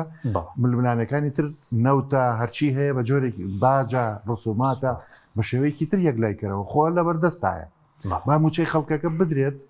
کێشەکانی تر بە ناوێکی کە چارەسەر بکە بەڵێ بینەرانی بەڕێز ناوبڕێکمان هەیە دەینەوە خزمەتان قسەی زیاتر لەبارەی موچە لێکەوتەکان هێروە چارنووسی موچەی مانگی 7 و 8 دەکەین لەگەڵمان بمێنەوە. ئەرێکتر سڵاوتان لێبێت بەڕێزان بەردەوامین لە ڕووماڵی پێیان بۆ قسەکردن لەسەر دواکەوتنی موچە چارنووسی موچەی مانگی 7 و 8 و چارنووسی ڕێکەوتنی هەرێم بەغدا لێکەوتەکانی دواکەوتنی موچە قسەی لەسەر دەکەین. کاکتۆر پێش ناوبڕەکە باسی هەڵبژاردنمان کرد کاکتۆر ئەمجد بەس پێویست بە ئەوەی کە بۆ موچەی مانگی 6 بڕیای درا و ئەی 7 و 8 دوێنێژەوە شە بوو دانانی باڵۆێزەکان پارتیویکێتی 7 کەسیان دەنگی لەسەر درا بۆ پۆستەکان ئازان بەس بۆ ڕێکەوتن بۆ ئەوەندە خاوە خاوی لێ دەکرێت. بەڵێ ئێمە ئێستا ڕاگەاندنی هەندێک حیزب ئەڵەی سەردەمی ڕاپەڕینە دژی سەدام یعنی ئاوا بنەوەی قساکەن دژی کە باسی عێراق دەکە کە باسی عێراقەکەن و باسی شۆڤێنیەت و ئەوانەکە هەمومان نەزانین یعنی ئەو خەڵکەی کەستەم لە میلەتەکەی ئێمە بکە هەر کەس بێ هەر ناوێکی هەبێ لە هەر سەردەمێکا بێ ئێمە ڕوبڕووی ببینەوە یعنی ئێستا ئێمە قسەمان وایە کە حکوومەتی هەرێم پاسا و بیان و نەیە بەدەستەوە ڕیارەکان جێبەجێکە خەمی میلەتەکەی بێت لە پێناوی میلەتەکەیە ئیتر ئەو کاتە بۆی هەموو یەک دڵ و یەکدەست و یەک ئاراستە بێت فشارێ دروستکە لەسەر حکوومەتی ناوەندی و ئەو دەسەڵاتی کە لەوێ هەیە بۆی مافەکان وەرگێ بەڵام بەداخەوە ئەم دووفاقی ئەبینیت ئەو لێرە مەسن ڕاگەیانەکەی قسە ئەکەم ئەمێوارە گوێم لە ڕاگەیانی یەک لەو حیزبانی دەسەڵات بوو خۆپیشاندانێکی شاری بەغای پیشانەیە کە معاناتیان هەیە و نازام داواکاریان هەیە و ئاو کارەبایان نییە و کە ئەنەما ئیتر ئێمە هەمووان بوو بین بە شامی شەریف و هیچ مشکلەمان نەبێ و خەڵک برسی نەبێ و خەڵک بێ داخوازی نەبێت مەبەستمەوەیە ئەم دوو فاقیە بەڕاستی سەر ناگرێت کە تۆ مەلیکی لە مەلیک زیاتر مەلیکیت لە هەم ینی وەزیری داراییت لەوەیە ئەو تا باڵیۆزداعنەی و نزیکەی 100 و ئەوەندە پلە و پۆستی حکوومەتی بەغا لە لای تۆیە زۆربەی زۆری ئەمانەی کە ئێستا قسە ئەکەن و لێرە دەسەڵاتدارن موچەیان لەوێ بە ڕێکوپێکی ماگانە وەریەگرن لە ڕێی بانقی تیجاریەوە یعنی هیچ کێشەیان نییە بەڵام ئەمە خەڵکەکە ئێرە ماوسین بۆ وەرگنی پۆستەکان باڵۆێزەکانی وەرگ زۆر ئازان بەس بۆ ڕێکەوتن بۆ لەسەر موچە بۆ ئەوەی تەسنیمکردنینەوە دوایە چارەسەرکەن بەڕاستی ئەوە بەو خاوەخاوە ئێستا موچەیمان یە 7 و 8 و ئەوە بە دوایشەوە باشە ئەوە سپاردراوە تۆ دیسان بە لیژنە ئایا لیژنەکە چیە کاتیەت ئەو لەکاریانەی کە هەر زۆر ئاسانە من قەنەعەتم وایە بە یەک جەلسە تەواوە بێت ئەگەر هەردوو لا ڕاستکەن ئەگەر مجاملە و سیاسەتە خێرا ڕایپەڕێنن ئەگەر وردەکاری فەنیە ئەویش ئامادەیکەن و کۆتایی پێبێنن زۆر جار ئەوترێ دەمە سیاسەتە، یعنی منەوە لە شوێنی کەژەوەم باس کردووە ئەڵێنەوە سیاسەتە لەگەڵمانەواکەن کە ئەنەما خۆپەڕانەوە بەو قسەیە دادمان ئەدا یا دادی ئەم دەسەڵاتە ئەدا. یعنی چی سیاسەتە؟ ئەی تۆ بۆ سیاسەتی بە قووەت نییە؟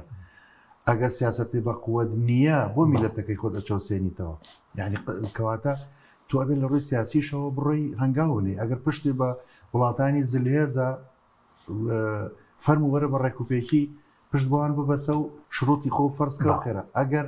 یعنی هیچ کەسێکیش پاڵ پشتی ناکا وەرە ڕێکەوە، شەڕی پێ ناکرێ وەرە ڕێکەوتنێکی پیاوانە بکە.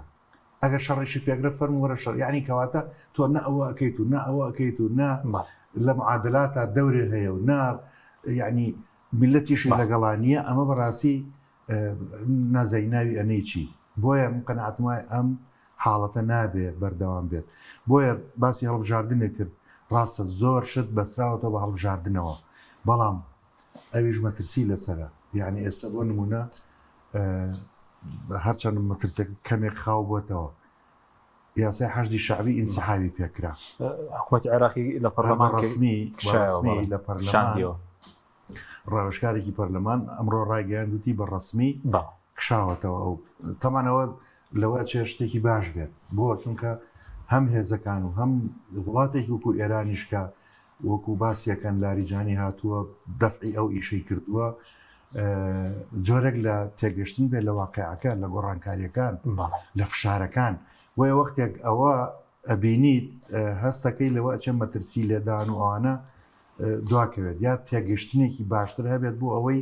کە مەترسی لێدان و مەترسی شێواندنێکی ئاڵۆز یا لێدانێکی وەکو سووریا گۆڕانکاریێک وەکو سووریا لە بەردەم عێراقا نەبێت. جۆرێک لە هیوایەک دروست بووە هەڵبژاردن بکرێت بە هەڵبژاردن معادلاتی تازە ڕێک بخرێتەوە. معادلە تازەکە زۆر ئاڵۆز نییە. ئەویش بریتە لەوەی کە ئەبێ سیاسەتی ئەمریکا لەم ناوچەیە باڵا دەست بێت. ئێران بەو لێدانی کە لیدرا لە لوبنان لاوازکرا، لە سووریا ئەوە هەر وجودی نەما، لە یەمەنیش بە هەمان شێوە لاوازەکرێت. لە لوبنان ئەوەی سەر شەڕ لەسەر ئەوەیە کە حیزبوڵڵا ئەبێ چەکدا بنێ. مەبەسم ئەوەیە ئەبێ ئێران خۆی تەفەهومی کرد، تەفەهومی ئەکات ئەزانێ زەرفەکەی هی ئەوە نییە. لانێکە ئەم 4 ساڵە کە ترامپ لەسەر دەورە ئەبێ هەندێک نەرمی بنوێنێت تەجیلی سراعەکە بکات. لە عێراقیش بە هەمان شێوە من پێم وابێت ئەبێ اعتراف بکرێت بۆ واقعە تازەیە،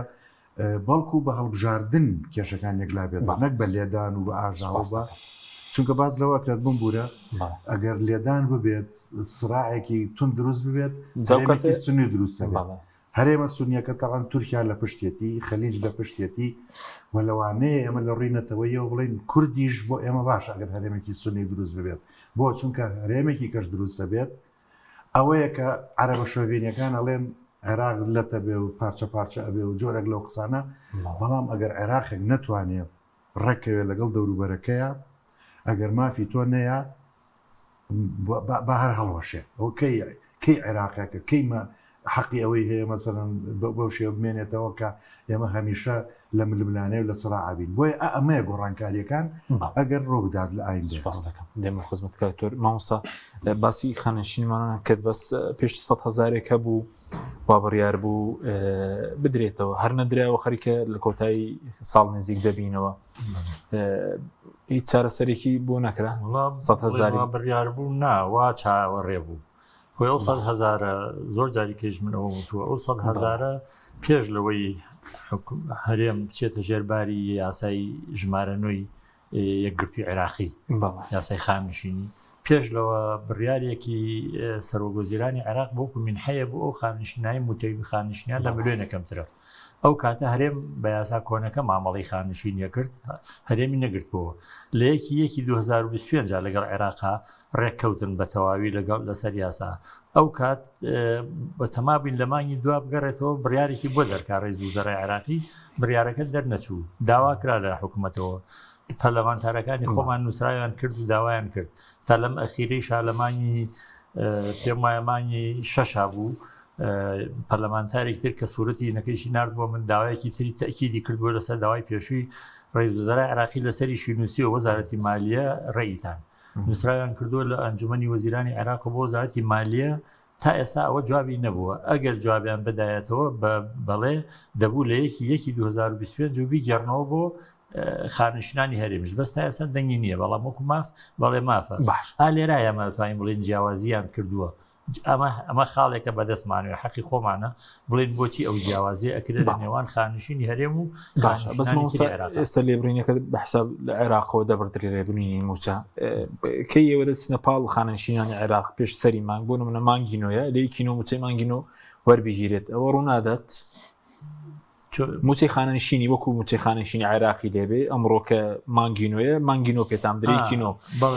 خۆستا لێبرینەکە لە بەغدایە هەوڵخەنەدا ئێمە موچەکانمان هەمووی لە بەغاوە دێ ئێمەش داوای ئەوەمان کردو وەکو خانشینانی هەرێم وتومانە دۆسیەی ئێمە دۆسەیەکی پوخت و بێکێشەیە، نە تەرفیعاتمان ماوە، نە عەلاوەی سەنەویمان ماوە، نە لێبڕینمان ماوە، نە فەسڵمان ماوە، نە ئیجازە و مۆڵەتمان هەیە. ئەمە خانشین هیچی لە دۆسیەکە هیچ مەگەر بمرێ ئەجنا دۆسیەکەی وەکو خۆی مێنێتوە تا هەرکایە وتومانە مادەم وایە و بەشێکیش لە خزمەتی ئێمە لە زمانێکا بووە کە هێشتا هەرێم دروست نەبووە. بەو پێیانەوە بەپی ئەوەیش کە ئێستا موچە لە عێراقوێ دەفەرمو دۆسیەکانمان تەسلیم بە سنووری خانشینی عێراقی بکرێ و ئێستایشەوە ماوەی تقریباً ساڵێک زیاترە پاشەکەوتی موچەی خانشینی لێبڕین هەر لە عێراقەوە لە موچە خۆرانی هەرێمیش دەبرەوە کراویشە بەڵە سادەوەکوی عێراق. بەو پێیانە هەمووی وتمان داوای ئەوەمە ئەەکەین ئێمە کە دۆسیەکانی ئێمەش بچێتە سەر خانشینەیە ئەو کاتە ئەگەر ئەوە بوو قسەمان کردووە لەگەڵ سەرۆکی هەیەی تەقاعودی وەتەنی عێراقی دکتۆر ماهیر ئەو ئەمە قسەی خۆیەتی وتی سنووری خانشینی ئێمە تەحملی ئێوەی شەکا بەڵام پێویستی بەڕێکەوتن هەیە لە بینی هەرێم و حکوومەتی عێراقیە. لێرەوە داواکەین لە حکوومەتی هەرێم و چەند جاریش داوامان کردو دۆسیەکانمان تەسلیم بەوانکەن چونکە خانشین هیچ پابندی و ئیلتیزامێکی لەسەر نەماوە بڵێ ماموچەکەی لەسەری مانگا بدرێتێ یا دوای خەڵکی بیدرێتێ وەکو جاران لە یەکی مانگ وەکو عێراق لە یەکی هەموو مانگێکەوە لە دوی هەموو مانگێکە موچەکان بۆ کرێتە حساب بانقیەکەی خۆیان خانشین عێراقی ئەوەی کە پێویست بووە ئیکرامی ئێسامیان پێدراوە موچەی شەش موچەی بنەڕەتی کە دەبوو هەرێم پێیاندا ئەوانەی کە خانشین بوون و تا ئێستا بڵێن موچەکەیان بۆ نەبەستراوە ئەوەی یەکێکی تر لە کێشەکانی ئێمە کە هەردیسان حکوومەتی هەرێم لێبەر خۆی دوو جۆر ئیکرامیە هەیە دوو جۆر پاداش هەیە یەکێکیان ئەمان کە تۆ ئەیڵی شەش موچەی بنەڕەتیە بۆ دەبێت یەکسەر پێیان بدرێت لەگەڵ حواڵەکردنی لە بری مۆڵەتی کۆبووی ساڵانی خزمەت باشە ئەمە دەبوو لەگەڵ ئەوەی کە لە دایرەکەی خۆی ئینفیکاکی کرد ئەو کەسە جوێ بووی و چوو بە خانشینی ئەو شەش موچەی بدرێتێ تا مامەڵەی خانشینەکەی بەحساب تەواو بێ بۆی ئیسعافی ئەو یەک دوو مانگی بکەوە بوو بە 8 مانگیش بازێکی ئەمە لە سلێمانیا درا لە سلێمانی درا هەموو کە زۆری گرتووە شەش موچەکە ئەگەر کەسێکیش مابێ وەریەگرێ بەڵێ بەڵام لە هەولێر و لە دهۆک و حتا لە کەرکووکیش ئەوانەی کە لەسەر هەرێمی کوردستانن وەریان نەگرتووە هێشتا هەمویان بەڵێ ئێمە داواکەین لە ئیدارەی هەولێر بەڕێزیینە بۆ چی نەتان ناوە ئەو شەش موچەیە بەو خەڵکە تربیە بۆ نایی بە مامۆسایان و بە سەرپەرشتیان و بە کارمەندانی پەروەردە دایرەی حەریق بۆ نایی بە مۆزەفینی خۆت وەزارەتی داخلێ بۆ نایی بە کارمەندانی خۆت کە خانشین بوون و هەروەها هەموو فەرمانگەکانی تر ئەمە پەیوەندی نییە بە بجێ گشتەوە و پەیوەندیشی نییە بە ئەوەی کە لە عێراق و پارە بێیانەیە ئەمە لەسەر فەرمانگەی خۆیانە فەرمانگەکان هەندێکیان خۆیان ئەسڵن داهاتیان هەیە و ئەوەیشی داهاتی نیە نەسریان هەیە دەتوانن لە نەسری خۆیان و لە هەندێک داهاتی خۆیان و حکوومەت خۆشی ئەتوانێت هاوکاریان بکات ئەو شەش موچیان باتێک کە ئەوە حەقێکی مکتەسەبی هەموو خانشینێکە تا مامەڵەکەی تەواو بێ ئەمەی پەیوەندی بە موچەی خانشینیەوە نییە ینی موچەی بە بەشراوی نەس مۆڵە هینی دووهم پاداشی ئەو 12 موچەکان دەوێت بەغدابیدا ئەوانەی کە 25 ساڵ و بەرەوژور خزمەتیان هەیە بە پێی یاسای ژمارە 9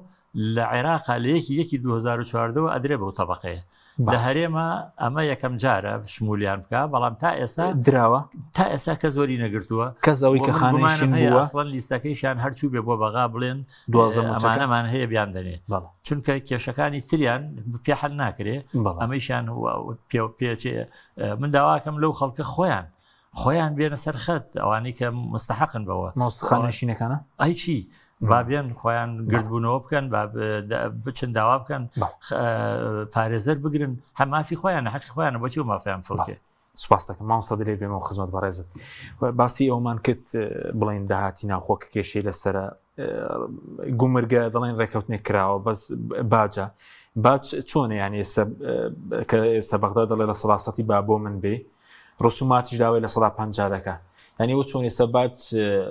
بەس هەندێک باجی لێرە سەپێنراوە لە بەغدانی ناکرێت لێرە ئەوانە هەڵبوەشێنرێتەوە لەسەر خەڵک سوک بکرێ بۆی کە ڕێکەوتنیش لەگەڵ بەغدا بکرێ چۆن من ئیشارەتم پێداوتم کاتی خۆی لە کاتی ئامادەکردنی یاسای بودجەیە کە پرۆژە یاسا بووە خۆمان ئیمزامان لەسەری کردووە کە دەهاتی ناوخۆ بەپێی یاسای کارگێڕی ئابووری ئیتیحادی بێت لەو یاسایەشە مەسەلەی باج ڕسومات و هەروەها گۆمەرگیش ئەمانە دەبێت لە 100% بگەڕێتەوە بۆ حکومەتی ئیتیحادی باش بەڵام کە من وتم ئەم ڕێکەوتنەکە کراوە لە ساڵحی هەرێمی کوردستانە لەو ڕێکەوتنە ئەوەی لە دەرهێنراوە ئەڵێت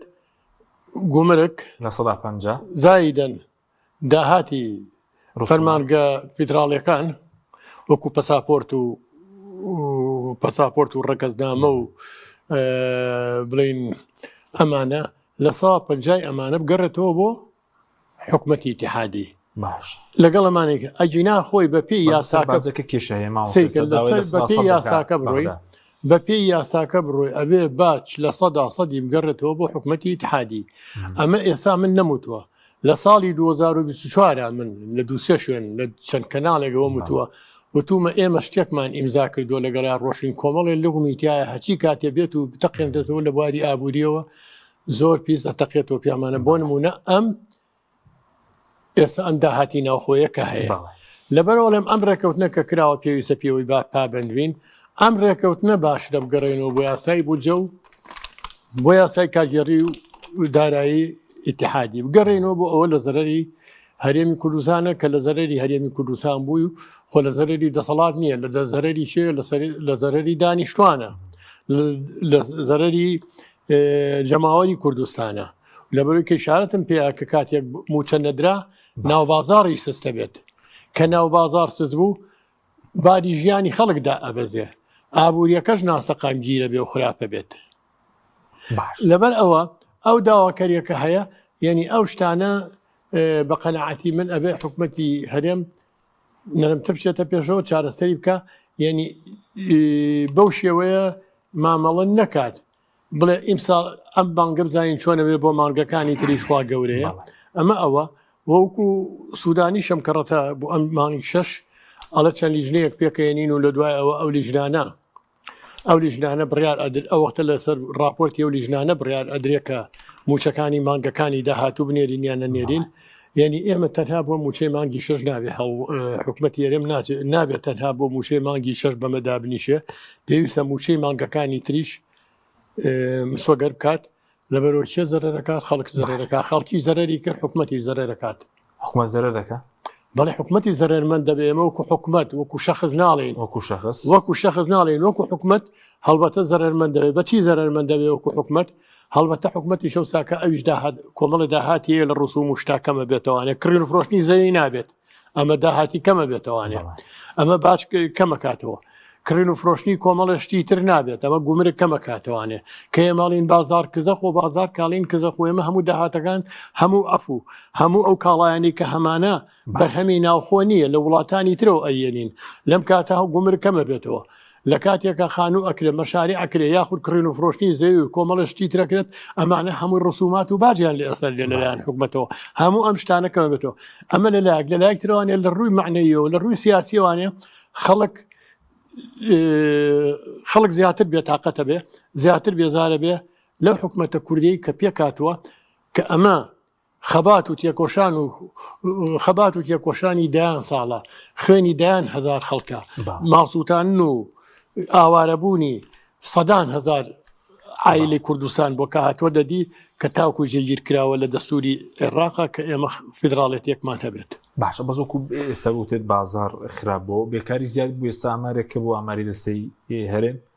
ینی لە ساڵی ڕابردوو 2004 ڕێژەی بێکاری لە 115 بێت لە هەرێم بێکاریەکە زۆر زیاتر دەبێگەر موچە دوا بکەوێ و بەرز بتێ ئێستا پرۆژە نەماوە بڵێنەوە بازارەکە خۆی کە تۆ ئەڵیکە ئابووری شلۆقە بێ چییە کە تۆ ئەوەی کە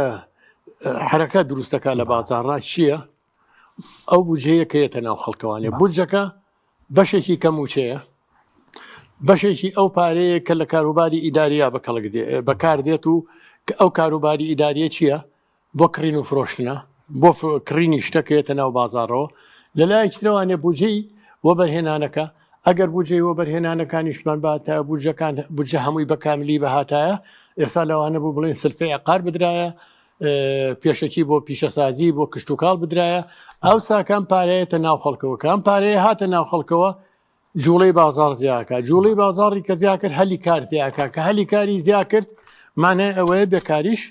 بێکاریش کەمترە بێتەوە یعنی کە ئەمە ئەو حاڵەتانی کە دروستەوێ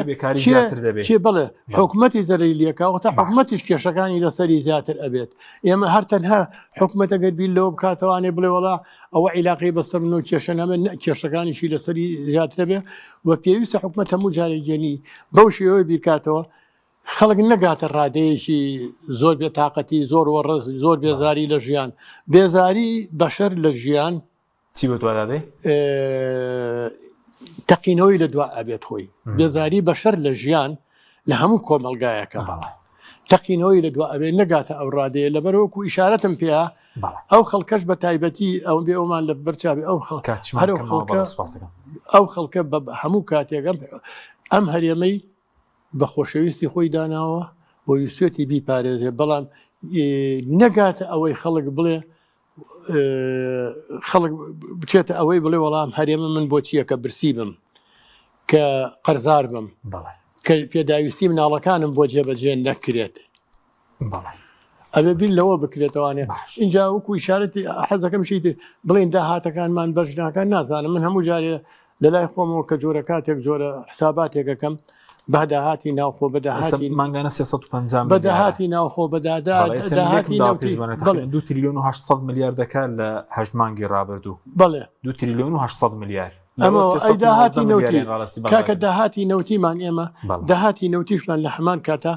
ناڵین لە سەوا چلی بۆ شەریکاتە تقریبا لە سەوا شەسیشی بۆ حکومەتە با لە سەوا دەشی بڕا بۆ مەساریف با لە سەوا 15شی بڕاوایەوە نیە لە سەوا 45 دەمێنێتوانێ ئەوەی کە ئەوتر 250 بەرمیل ئێستا ڕۆژانیان 300,000 بەرمیل لە ڕۆژانەکە ئاچێ یعنی ئەتوانرا خۆ بە دوومان کەڕەتێک تاکو لەگەڵ حکومەتی عێراقیە گەشتینە نەتیجە بە دوومان کەڵەتێ فول مەعاش بدرایە بەڵام بەو شێوەی جاران ناوی بن لە پاشەکەوت خەڵک پاشەکەوتی ناوی بنرایە قەرس ناو نەن لێ پاشەکەوت خەڵک خۆی دەتوانێت پاشەکەوت کات ناوی بنرایە قەرز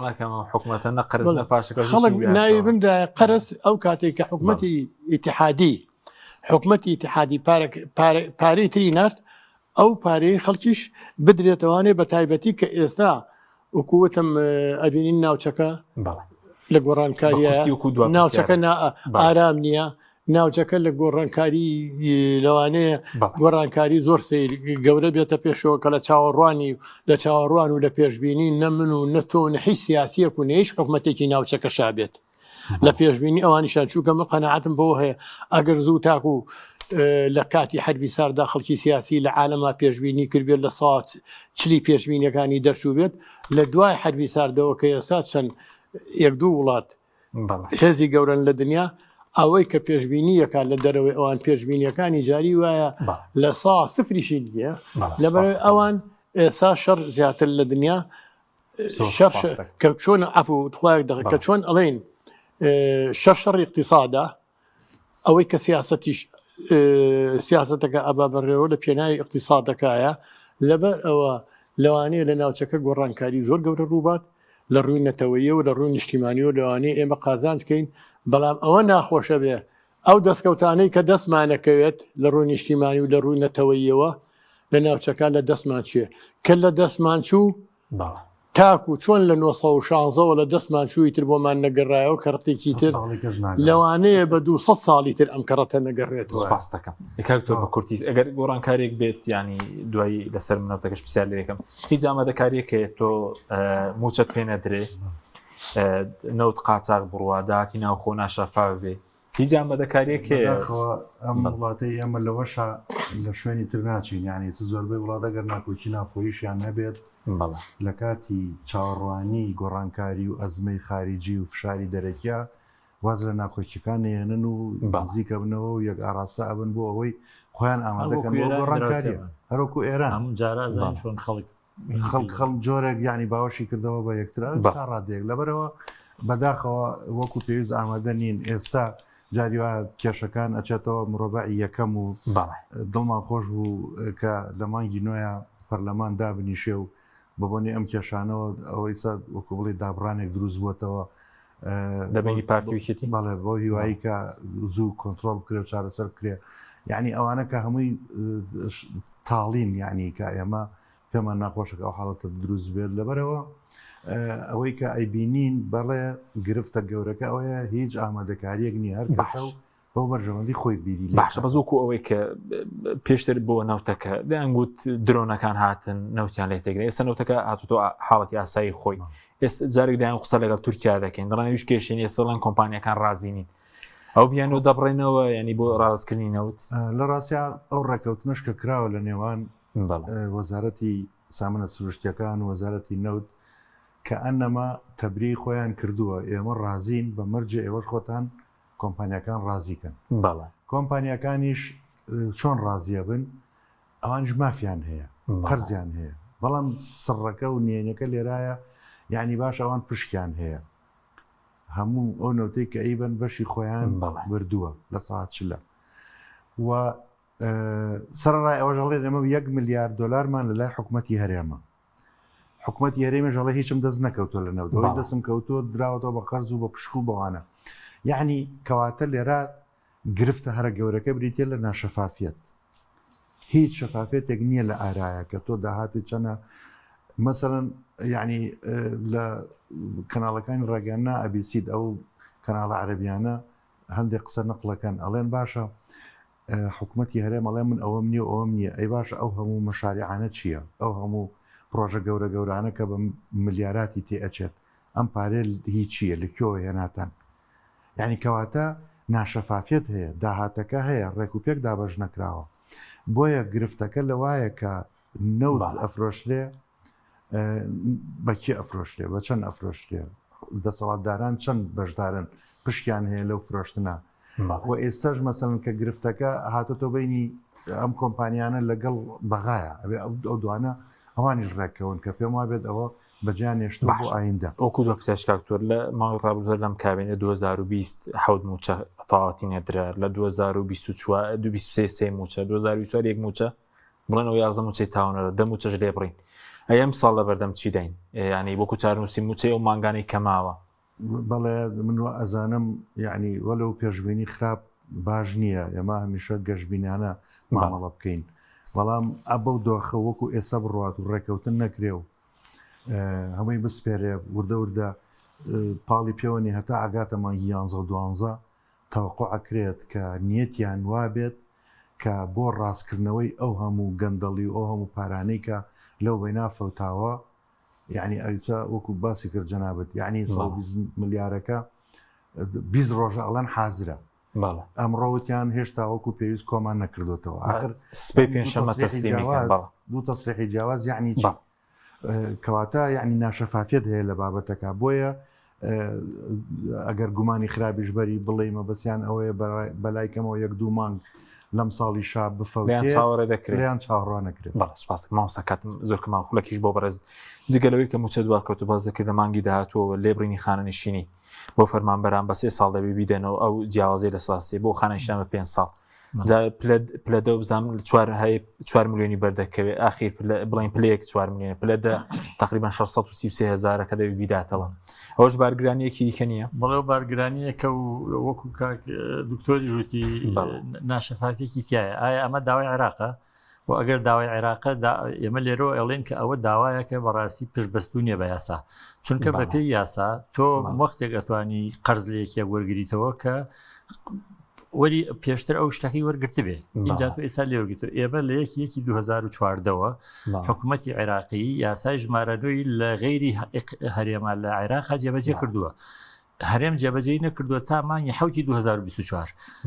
داوای شیەکەن لە 2014 ئێمە لە ساسێکەکەم وەرم نەگرتووە وەکو عێراق چۆن ئەبێ وەکو عێراق لێم وەرگیرێتەوە باش ئێمە رازین لێمان وەرگیرێ بە مەرجێ ئەوە هیچ لە 2014ەوە کە ئەمان قەت قەرزە کۆنەکانیشمان نادەن وەکوەوە باستان کرد پاشە بەناو پاشەکەوتەکانیش لە حکمی فەوتاوەیە بەڵام ئەوە هەر قانونن هەلایەنە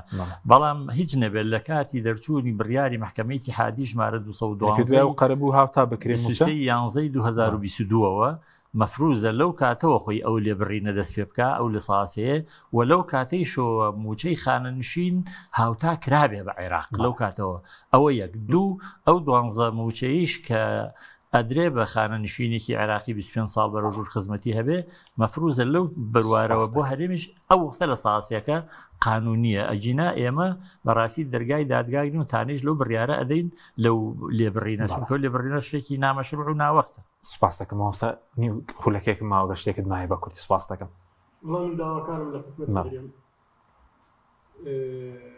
لەگەڵ حکوومەتی عێراقیا پابند بن بەم ڕێکەوتنی کە ئێستا کراوە بۆ ئەم ڕێکەوتنی کە کراوە بۆ ساڵی 2025 چونکە تەنها بۆ ئینسان ماوە ئەو یاسای بودجەیە بۆ ساڵی 2026 کە وەختێ پرۆژە یاسای بودجەیە تەناو پەرلەمانەوەیە بۆ بناقەشەکردن لەسەری حکوومەتی هەرێم وردانەتر ورتر تەکنیکانەتر بچێتە پێشوانێ ئەو غڵەتانەی کە کردوێتی لەو یاسای بودجەی ساڵی 2024 کە ئیمزای لەسەر کردووە بۆ ساڵی 2026 ئەو کێشانە ئیتر ڕوو نەیاتوانێ لەبەرەوە پابندبوون بەم ڕێکەوتنەی کە ئێستا کراوە لە قازانجی حکوومەتی هەرێمیشە و حکوومەتی عێراقیشە بەڵام زیاتریش لە قازانجی جەماوەری خەڵکی کوردستانە نیو خولەکی کەتخوا مارانگاز لە خشەی مێروژە ترسێ وایە